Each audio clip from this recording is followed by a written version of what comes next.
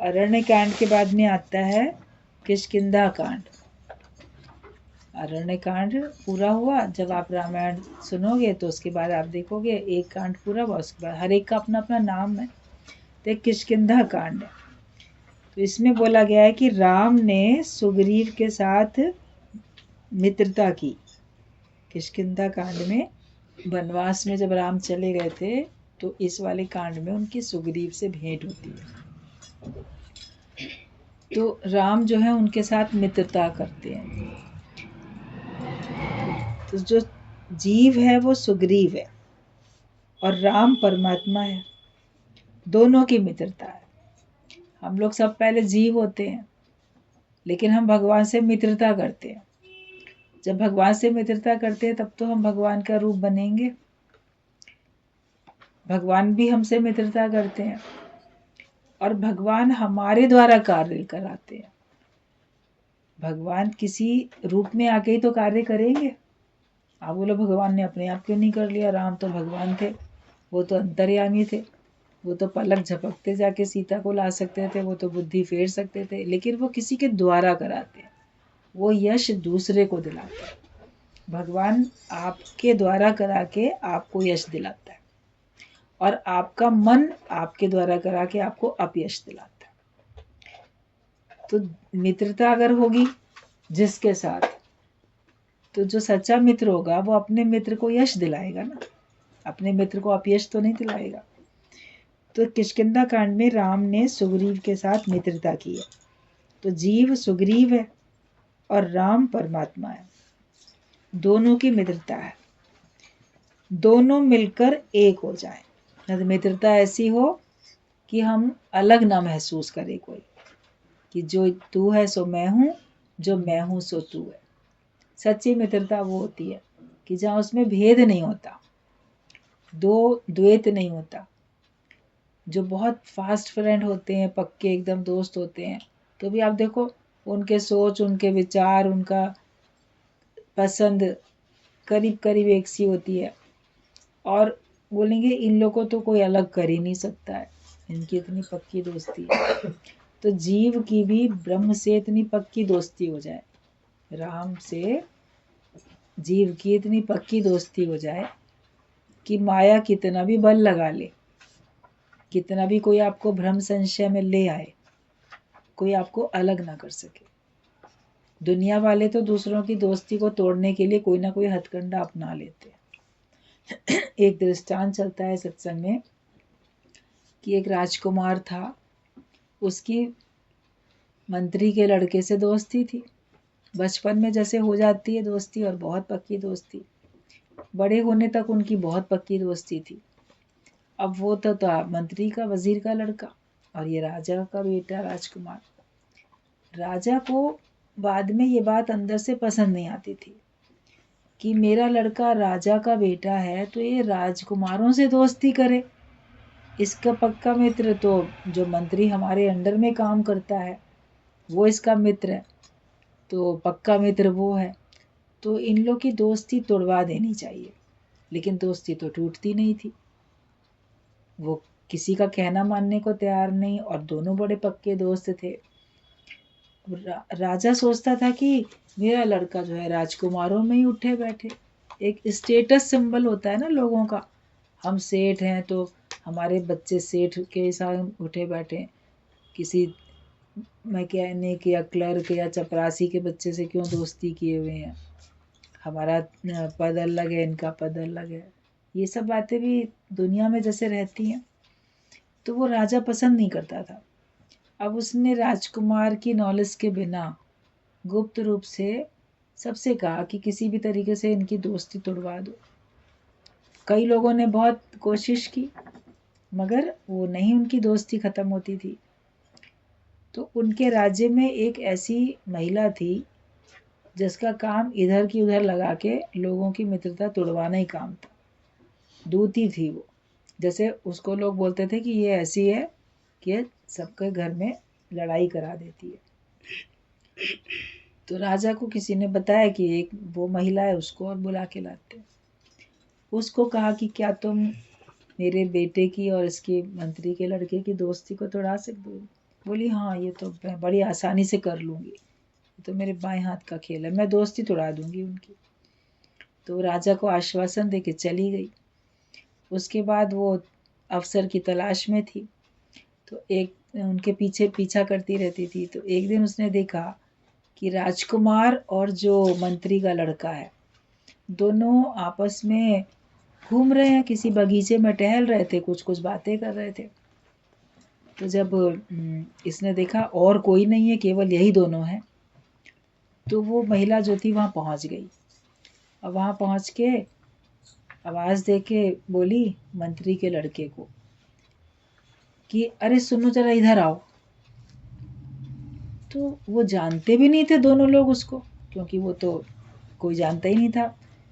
तो दोनों, उसने सोचा पता नहीं कौन अजनबी महिला है, मुझे क्यों बुला रही है। तो राजकुमार ने कहा देखो तुम्हें बुला रही है, कौन है? बोला मैं तो इसको जानता भी नहीं हूँ। बोले अच्छा बुला रही है तो देख के आता हूँ। तो राजकुमार तो वहीं खड़ा रहा, वो उसके पास गया कि हाँ क्या बात है, कौन हो?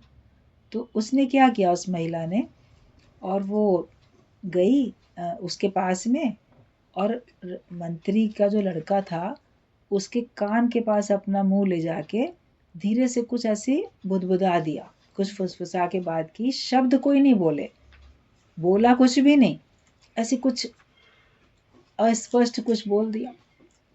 उसको समझ में भी नहीं आया कि इसने ये क्या, एकदम से मेरे कान में क्या बोल दी, समझ ही नहीं आ रहा है। फिर उसके बाद बहुत जोर से कहती है मुंह हटा के, देखो जो बात मैंने तुम्हें बताई है ना, राजा के लड़के को नहीं बताना, इस राजकुमार को नहीं बताना ये बात। और वो कह के वापस चली गई। वो कह रहे रुको सुनो, तुमने क्या बताया, मैं तो सुना भी नहीं। वो चली गई इतना बोल के। अब राजकुमार ने तो सुना ना कि ये कह के गई है कि इसको बताना नहीं। तो जब आया राजकुमार के पास वो मित्र उसका, तो उसने कहा ये क्या कह रही थी तुमसे, जो कह रही थी कि मेरे को नहीं बताना? तो वो कहता है सच बोल रहा था लड़का, मंत्री का बेटा सच बोल रहा था कि उसने कुछ कहा ही नहीं, वो तो ऐसे ही कुछ फुसफुसा के चली गई बुदबुदा के, तो कुछ भी नहीं शब्द बोली वो तो। बोला ऐसा कैसे हो सकता है, कुछ नहीं बोली होगी, उसने तो कहा कि बताना नहीं। बोला उसने सच में कुछ नहीं कहा था। तो राजकुमार कहता है अरे उसने कहा था ना कि मुझे बताना नहीं, इसीलिए तुम ऐसा कह रहे हो। मतलब उनके अंदर में अब अविश्वास आ गया, और वो कहता है नहीं मेरी बात मानो, उसने कुछ भी नहीं कहा था। मगर अंदर में तो संशय आ ही गया कि ये मेरे से छिपा रहा है कोई बात।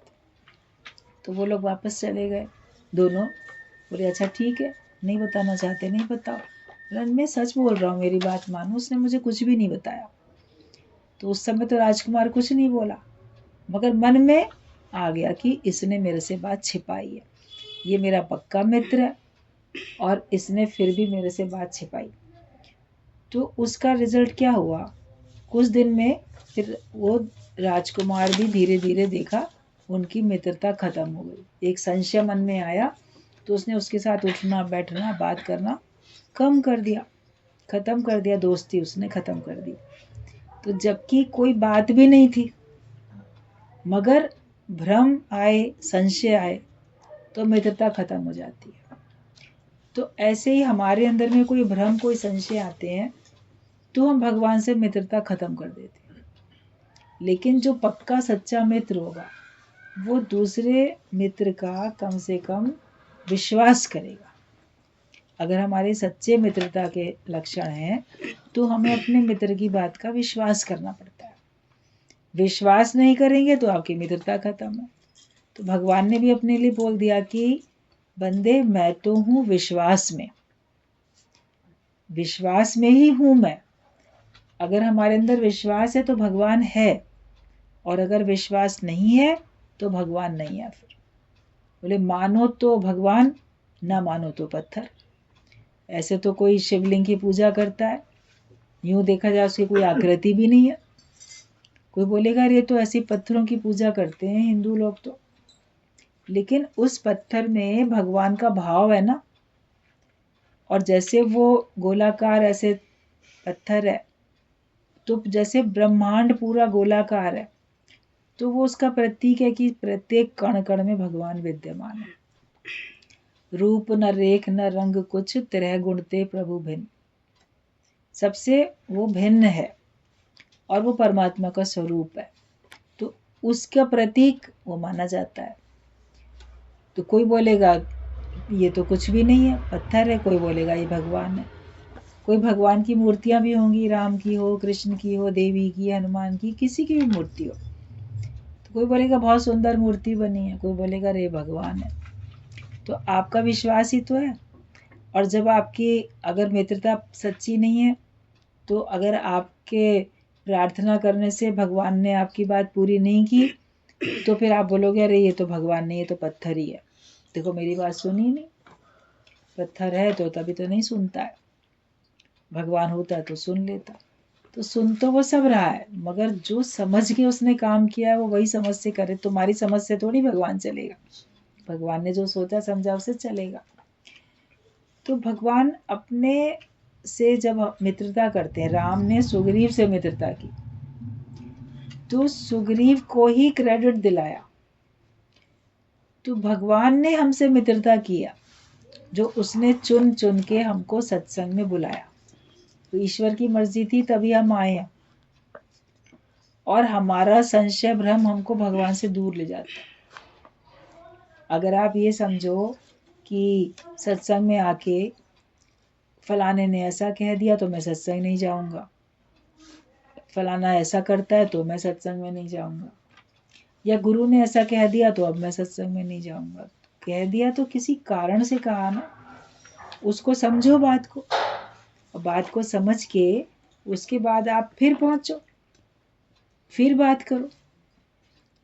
एक ही बात पत्थर की लकीर मान के क्यों बैठ जाओगे। बुल्ला शाह से भगवान गुरु उसके नाराज हुए, कहा कि तुम्हें आने की जरूरत नहीं है, तुम्हारी हम शक्ल नहीं देखेंगे, अब सत्संग में नहीं आना। बुल्ला शाह को बोला, गुरु की बात मान के वो ठीक है जा रहा हूँ, नहीं आऊंगा सत्संग में। लेकिन उसकी तो मित्रता, उसका प्रेम सच्चा था ना, मतलब सत्संग में आए बिना तो रह नहीं सकते, गुरु को देखे बिना रह नहीं सकते, गुरु की बात सुने बिना रह नहीं सकते। तो क्या करे कि जहाँ पे हॉल में जहाँ पे सत्संग होता था, वो वहाँ पे एक बार जाके जो दरवाज़ा बंद, खिड़की बंद, तो जो नाली बनी हुई थी, तो वहाँ पे कान लगा के कि यहाँ से आवाज़ आएगी, जैसे कभी कमरों में पहले बनी होती थी, जब धुलाई करेंगे तो पानी यहाँ से निकल जाएगा, वरना तो उसमें कोई पानी होता नहीं है कमरों में। तो वो वहाँ से कान लगा के सुन रहा था कि आवाज़ मुझे कुछ आ जाए गुरु की। तो गुरु तो अंतर्यामी थे, उन्होंने जान लिया।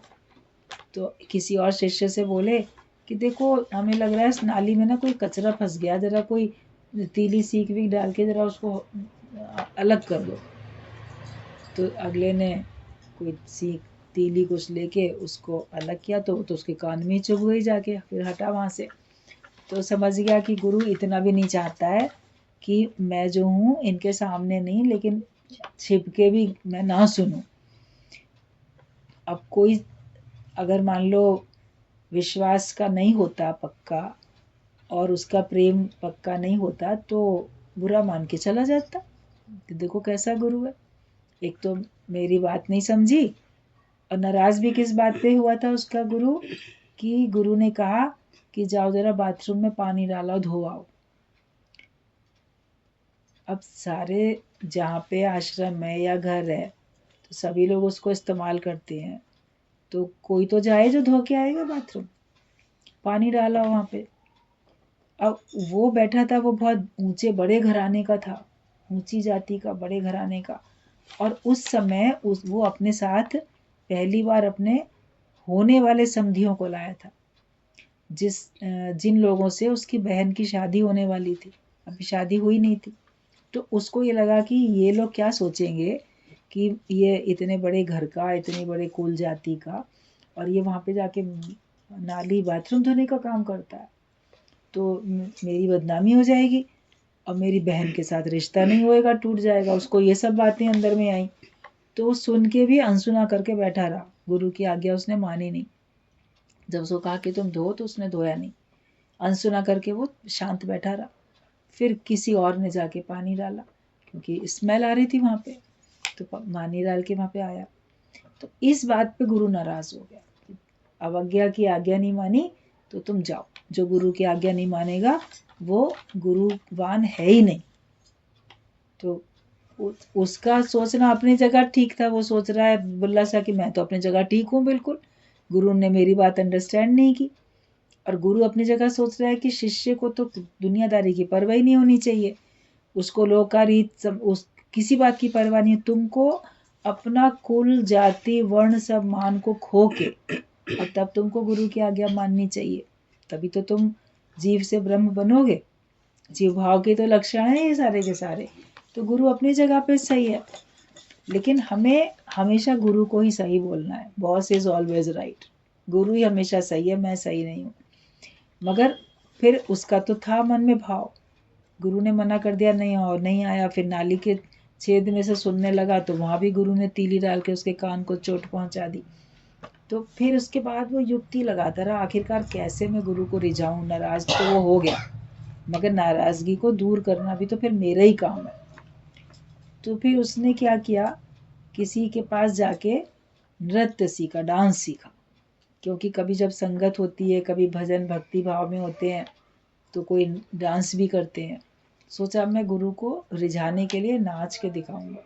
तो उसने डांस सीखा और फिर एक दिन सत्संग में महिलाओं के कपड़े पहन के और पूरा अपना चेहरा ढक के, जैसे लहंगा और सब कुर्ता वो सब दुपट्टा सब पहन के वो चला आया, स्त्री के रूप में चला आया। और वहाँ आके और फिर वो जो है भजन हुए तो उसने डांस करना शुरू किया चेहरा ढक के। तो गुरु ने तो जान लिया कि ये जो है वो लाशा है। तो फिर उसकी इस अदा पे, इस हरकत पे गुरु हंस दिए। बोले बोलिया तो भूल गया था, चल उठा दे पर्दा अपना, घूंघट अपना हटा दे। तो उसने गुरु को रिझाने के लिए कोशिश अंत तक की और आखिरकार कामयाब हुआ, क्योंकि उसका प्रेम था और उसको सच्ची लगन थी। अगर नहीं विश्वास होता तो वो छोड़ के चला ही जाता। उसको ये था कि मेरा गुरु पूर्ण है और यहीं से मुझे पूर्णता मिलेगी। तो वो उसने उसको रिझाने की कोशिश की। हम लोग को भाभी आई है क्या? नहीं है। हम लोग को इतना विश्वास होना चाहिए कि भगवान हमारा जो है वो हमारा सच्चा मित्र है, हितैषी है।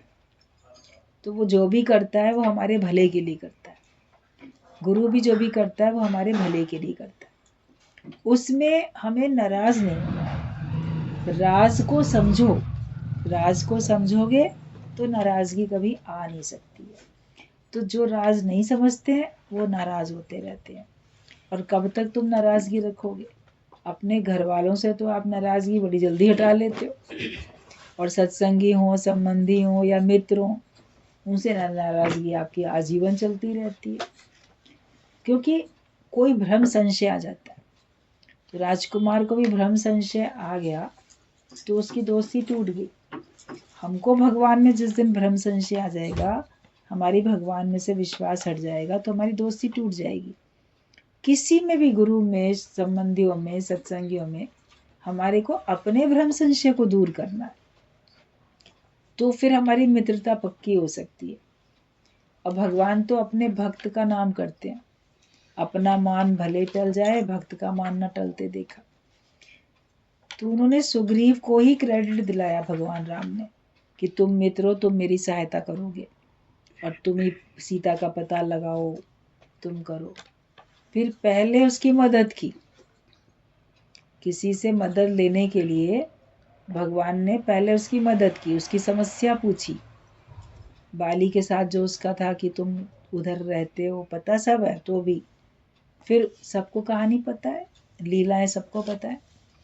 तो भगवान पहले हमारी मदद करता है, हमारी समस्याएं सुलझाता है। आप सत्संग में आते हो तो वाणी के माध्यम से पहले आपकी अपनी समस्याएं सुलझती हैं, उसके बाद भगवान आपके द्वारा अपना काम लेता है कि जाओ सब जगह ज्ञान बताओ, सबको ज्ञान दो, सबको मुक्ति का निश्चय कराओ। तो पहले तो आपकी समस्याएं ज्ञान से सुलझती हैं। अगर आप ही समस्याओं में बैठे हो तो आप दूसरे को हल बताने के लिए नहीं जा पाओगे। तो जब आप सत्संग में आते हो तो पहले गुरु आपकी प्रॉब्लम को सॉल्व करता है। अपनी प्रॉब्लम सच्चाई के साथ बताओ, गुरु से बात करो सच्चाई के साथ, तो आपकी समस्या का फिर समाधान भी हो, और फिर आपके द्वारा भगवान कार्य लेता है। करते हो तुम कन्हैया मेरा नाम हो रहा है। तुम बस हमेशा ये समझो कि तुम करने वाले हो, नाम मेरा हो रहा है, तब तो आप उन्नति करोगे। अब आप बोलोगे मैं ही करने वाला हूँ, मेरा ही नाम होना चाहिए, मैं करता हूँ तो भगवान का नाम क्यों हो रहा है, तो फिर आपकी फिर उन्नति नहीं हो सकती। तो परमात्मा से हमें प्रीत रखनी पड़ती है, दो मिलके एक हो जाएं। अगर परमात्मा से प्रीत रखनी है तो जगत के विषयों से मन मोड़ना होगा। काम की मित्रता छोड़ेंगे तो राम से मित्रता होगी। सुग्रीव की राम से मित्रता हुई, हनुमान राम की सहायता करते हैं। हनुमान ब्रह्म के प्रतीक हैं, तो ब्रह्मचर्य की सहायता से जीव ईश्वर के साथ मित्रता कर सकता है। हनुमान को ब्रह्म का, ब्रह्मचर्य का प्रतीक है, ब्रह्मचारी है ना हनुमान के लिए बोला जाता है।